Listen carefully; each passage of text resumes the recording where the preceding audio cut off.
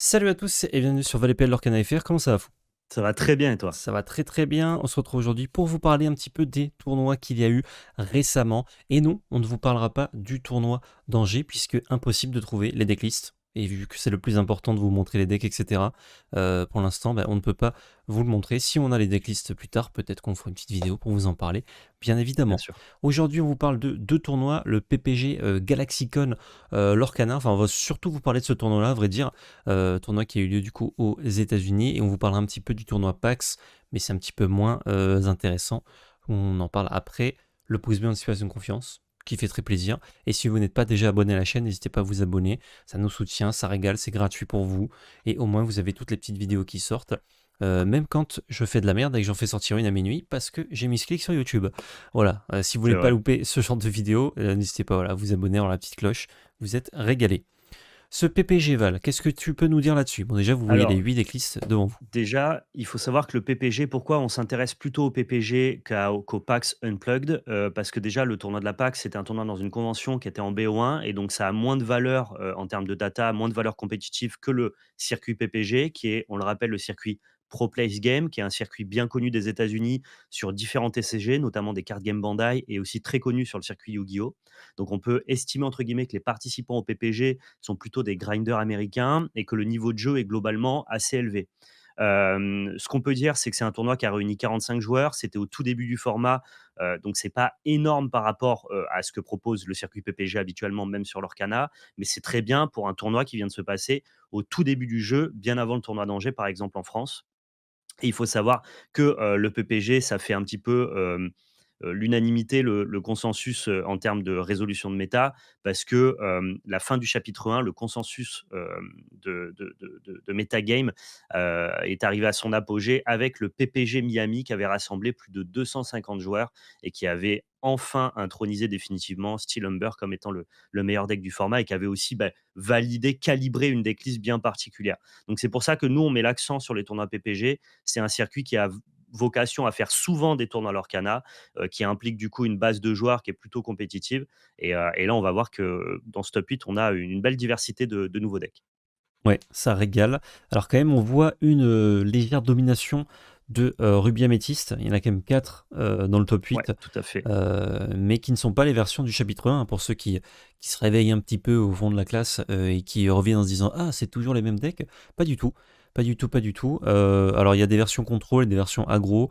Le C'est cœur, c'est quand ça. même que quasiment tous jouent Boons, ou tous jouent Boons d'ailleurs, pas quasiment. Alors c'est ça, l'idée c'est vraiment de prendre le deck du chapitre 1, conserver le late game, donc les cartes récompenses, les meilleures cartes pour clore la partie, avec les Elsa, les Maléfiques et les Soyons prêtes pour pouvoir détruire l'entièreté du board adverse.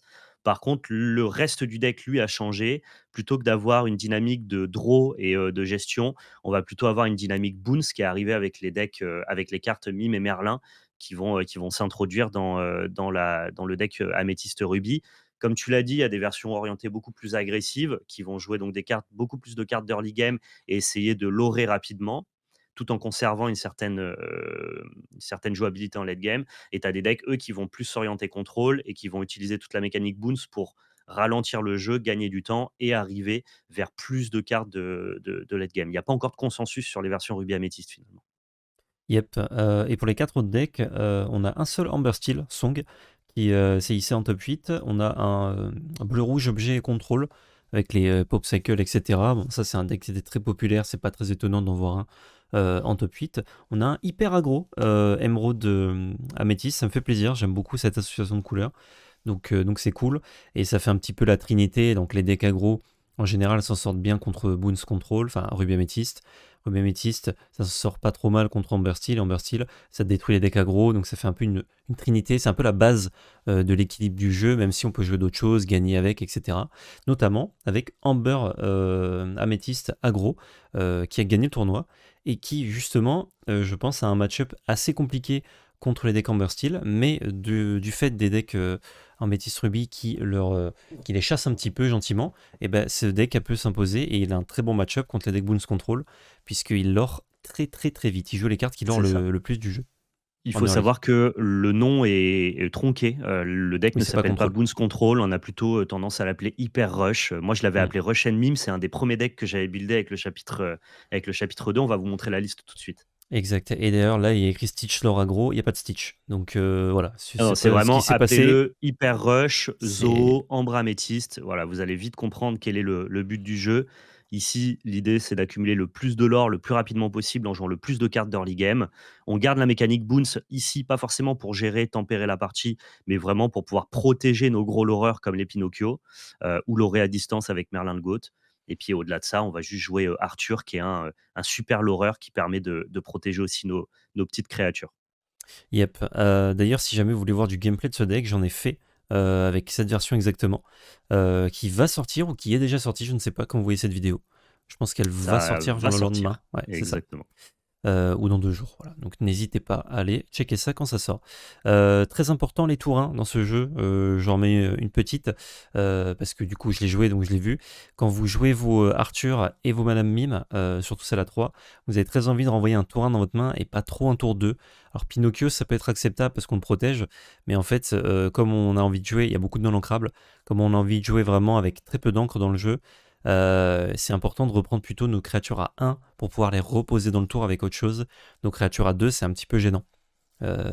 C'est vraiment très très important, donc allez chercher vos tours 1 dans la main de départ, et le reste, ça devrait Ouais. le faire. C'est Voilà. assez facile finalement parce que tu en as quand même beaucoup des tours 1. Tu en as Mmh. 12 de ce que je compte, ici, donc avec le mulligan, tu es à peu près sûr à 100 de commencer avec, des tours 1. Il y a Tu juste une as carte que 17. tu en as même 17, Tu en pardon, as avec 15, les 3 pardon. Cinderella, bien sûr. 15, ouais. Donc tu en as quand même un certain nombre, hein. Globalement, tu as une chance sur, enfin, tu as une carte sur 4 qui est un tour 1, Mmh mh. sachant que tu as un mulligan gratuit à l'Orcana et que tu vas avoir 15 cartes sur le play, 16 sur la draw.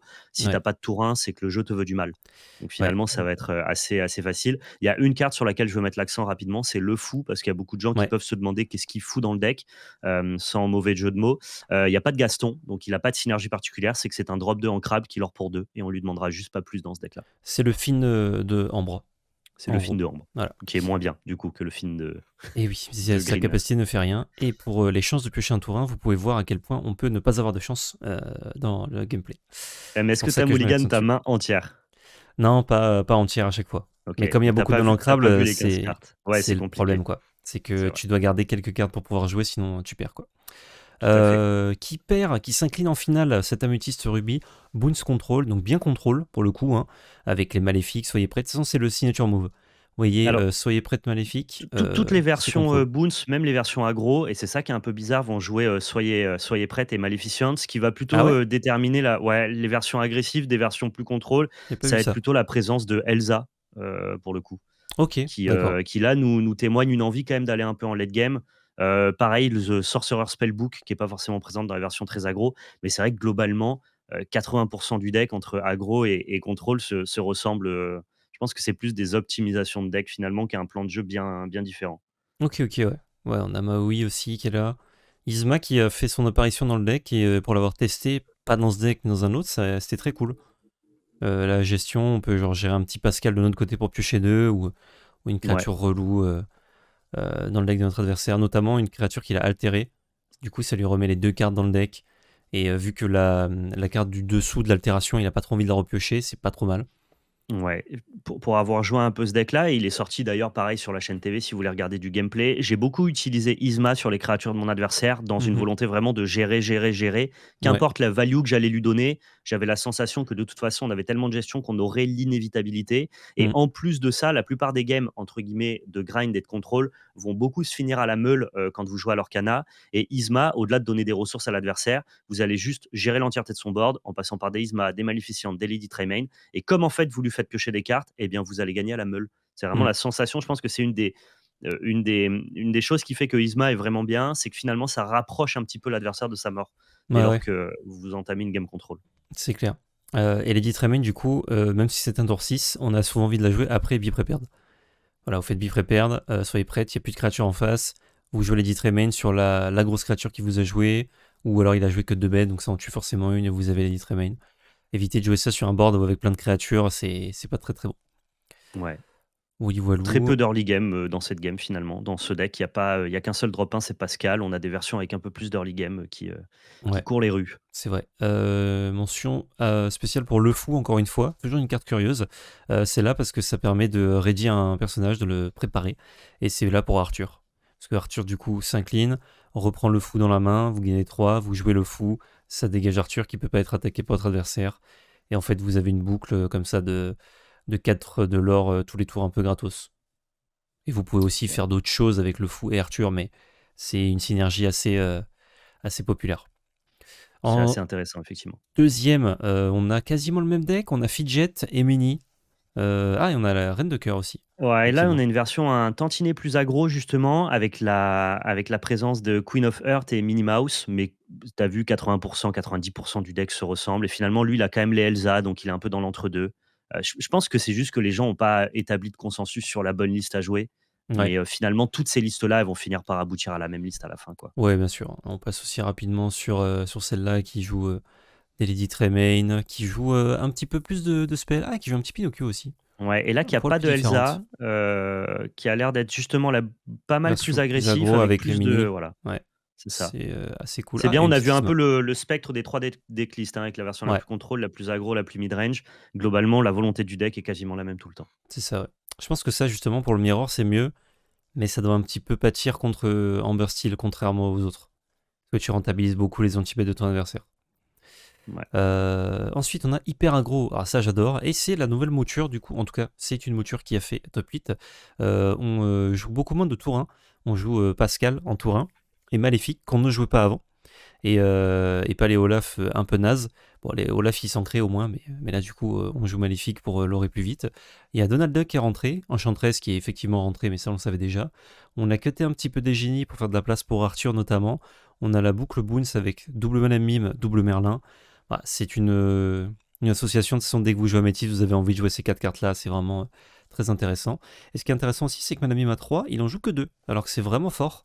Je suis étonné d'en voir que 2 exemplaires. Le Merlin qui s'ancre pas, il s'ancre pas, donc c'est normal de ne pas en jouer 4. Mmh. Mais la Madame Mime, je trouve que c'est un peu gratos d'en jouer un petit peu plus. Ouais, je pense encore une fois qu'il y a pas de liste de consensus établie, pour Oui. vraiment faut comprendre que compétitivement parlant, on attend d'avoir de la data et donc un échantillon, très varié de résultats de top 8 Mm, pour définir qu'un deck est à son apogée en termes de deck build. C'est possible que bien la sûr. personne qui est topée se soit trompée et je fais juste une remarque sur Maleficent, je pense qu'elle est rentrée dans la liste à la place de Olaf parce que Olaf, on voulait une créature qui était capable de lorer plusieurs fois et de tenir le board avec beaucoup d'endurance. Mm, Là où Maleficent finalement maintenant avec des en fait, c'est un meilleur loreur qui mm. était très faible face à Améthyste, face à Steel. Mais Ouais. comme maintenant on a des effets bounce, bah, du coup on la protège. Et Oui, donc bah on forcément, elle prend la place de notre ami Olaf. on a 10 cartes qui bounce, donc effectivement, on peut la protéger bien mieux. Et je suis Plus très même avec content Bifiddle, que. hein, tu peux bouncer tes cartes avec Oui, Bifiddle c'est aussi. vrai. Mais quand tu fais ça, t'es un peu. Bon, c'est un peu mi-figue. T'as pas fait trop de value, Ah, tu l'as juste protégé, quoi. ouais, ça peut valoir le coup sur un Pinocchio. Ouais, ouais, effectivement. Donald Duck, très content qu'il rentre dans les decklists. J'aime beaucoup la carte. Je trouve pas ça spécialement très fort, pardon. Mais j'aime bien le design. C'est un gros body qui survit bien à Amber, à Steel, pardon. Qui lore quand même pour 2, qui fait piocher des cartes. Et notamment, en fait, le match-up où c'est difficile. Donc, Steel, bah, c'est une carte qui brille énormément parce que l'adversaire, de toute façon, il fait défausser piocher 7. Donc, lui faire piocher une carte de plus par tour, ça ne change Ouais, c'est rien à la pas sauce, c'est quoi. pas déterminant contre Humber Steel effectivement, Mm. mais du coup ça prend la place de Daisy, moi que je trouvais, assez intéressante comme carte.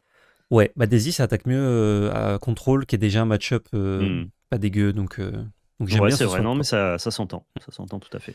Ensuite, on a quand même Amber Steel. Amber Stillson qui s'est quand même placé, dans ce top 8, une version, beaucoup moins, basée son que les versions qui performent, notamment qui ont gagné la PAX. On vous montrera, pas en détail tous les decks, mais on vous montrera le top 8 de la PAX. Donc les nouvelles versions qui jouent du coup les flûtes avec, 16 chansons. Là, on a une version qui, essaye de mixer un petit peu les anciennes versions, song, mid-range, donc du coup chansons et où on a inclus les nouvelles cartes, donc notamment la bête, qui est quand même une très très bonne carte. On a Benja qui vient essayer de casser certains objets, notamment des decks Saphir Ruby. On a le retour de Tinkerbell à 3 qui avait disparu du consensus compétitif, notamment avec les listes Amber Steel du PPG Miami. On a World Greatest Criminal Mind. Pour donner un avis, moi qui suis beaucoup Humber Steel, qui joue Humber Steel, qui regarde un petit peu toutes les versions, je pense que c'est une liste malheureusement qui est déjà un peu datée. Je pense que Tinkerbell, c'est un mauvais retour qui n'a pas forcément sa Hmm. place. Je C'est la pense que 3. Lanterne, bien sûr, je pense que Lanterne, c'est un x4. Je pense que maintenant, tu veux ou établir vraiment le plan chanson à fond les ballons, ou alors revenir sur une version mid-range proche en tout cas de ce que faisait le chapitre 1. Et du coup, il y a deux trois cartes qui me paraissent pas très intéressantes. J'aime bien par contre le fait d'être passé sur 3 Rapunzel et non pas 4. C'est une carte Hmm. qui est beaucoup moins déterminante qu'avant. Et sinon, au niveau des nouvelles cartes, bah voilà, Let the Storm Rage On et Strength of Raging Fire sont effectivement de très très bons ajouts, avec notamment la Cendrillon à un mana, tout simplement. Yep.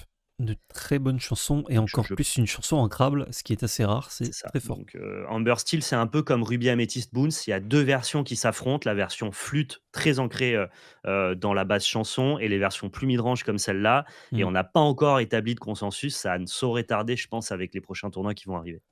Exact. Septième position du tournoi, encore un petit Ruby Amethyst Boons Control. Celui-ci, est-ce que c'est une version plus aggro? Oui, c'est une version plus aggro, il y a les mini, il y a des tourins, il y a du Olaf, il y a du Pinocchio.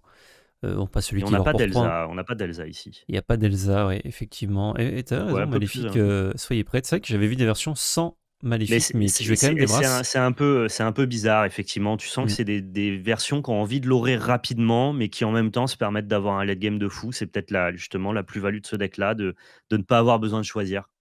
Ouais, bah c'est vrai que si tu vas ancrer ton late game et tes cartes non ancrables, enfin une partie de tes cartes Ouais. non ancrables, c'est ton early, ça te gêne pas trop pour les mains de départ, le mulligan. Et ensuite, bah, tu peux piocher ton late game que t'as pas encore ancré C'est ça. et faire des Mais ce choses, qui ce quoi. qui m'étonne, c'est un truc qu'on ferait pas du tout à Magic, c'est d'avoir des be prepared dans un deck qui veut prendre le board. Mais Ouais, comme tu as une mécanique de swap et que tes cartes ont des effets d'arrivée en jeu, on peut estimer qu'elles ont déjà utilisé leur valeur quand elles sont rentrées sur le champ de bataille. Et dans ce cas-là, les perdre sur un be prepared, c'est pas très grave, ouais. sachant que c'est la seule carte du jeu, à mon sens, avec ce rêve bleu, qui est capable de générer un card advantage totalement dégénéré, Hmm. et qui est capable juste de gagner la partie. Donc là où habituellement à Magic, on veut pas, quand on joue un deck avec plein de personnages, jouer un anti-bet de masse, parce Hmm. que ça vient contrevenir à notre plan de prise de board. Bah là, finalement, la carte a l'air tellement forte, fait tellement des choses que le jeu n'assume pas et n'est pas capable d'encadrer, qu'on la joue quand même. Et ça en dit long sur la puissance de Be Prepared. Ouais. Très, très, très costaud. Et huitième position, le petit Pau Pau.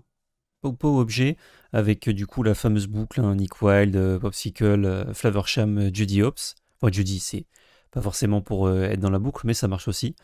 Et à côté de ça, on a de la rampe, hein, Grand-mère Tala, qui va. Grand-mère Tala et Fishbone Quill, qui vont du coup nous accélérer dans notre late game. Donc, bah oui, Tremaine, Maléficiente, Be Prepared, Tamatoa. Tamatoa que j'ai trouvé un peu décevant perso en le jouant, ce deck-là. C'est souvent une encre, c'est un peu Rapunzel, mais en bleu.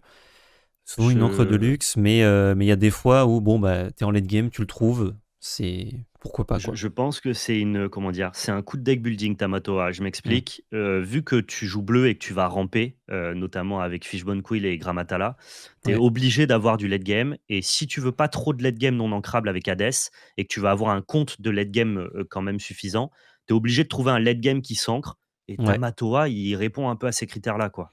ouais, ouais, c'est sûr. En fait, c'est comme Maléfique, hein, pour les decks aggro, on se disait on a le droit de jouer ça parce que ça s'ancre.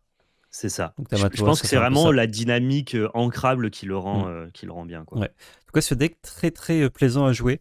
Si vous ne l'avez pas encore fait, n'hésitez pas à le tester sur Pixelborn. Pareil, j'ai testé une version très proche de celle-là que vous pourrez retrouver en vidéo. C'était trop cool. Et il y a deux petites interactions que je voulais souligner que je trouve très bien.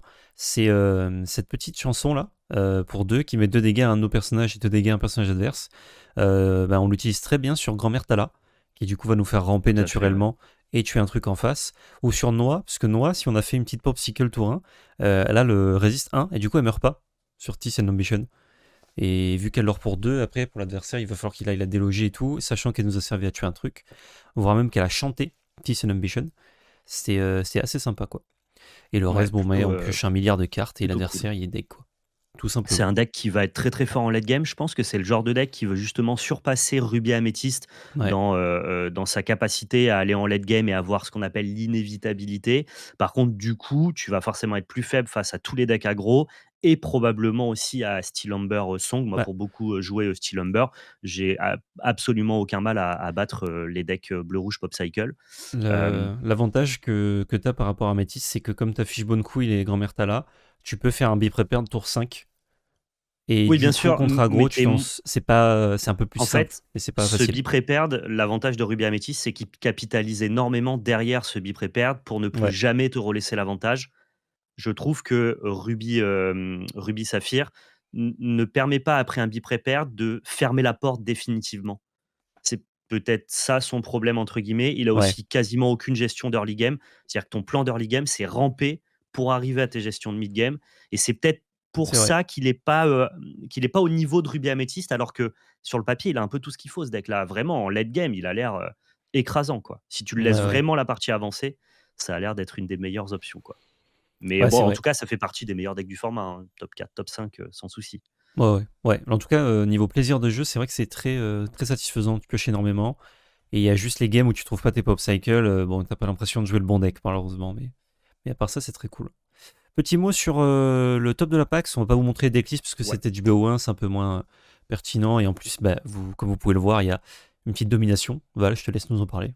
Ouais, c'est ça, bah, une énorme domination de Ruby Améthyste, pareil que dans le tournoi PPG. Vous pouvez voir que, enfin, si jamais on vous mettra le lien en description, vous allez voir les decklists, vous allez voir que pour Ruby Améthyste, il n'y a pas encore de consensus. Des versions un peu plus agressives, des versions plus contrôle, des versions plus midrange. C'est quand même, par contre, Amber Steel Song qui a gagné cette fois-ci une version flûte Ouais, très orientée. On peut vous montrer on peut rapidement la montrer quand liste même ce qui a au gagné. cas Ouais. où.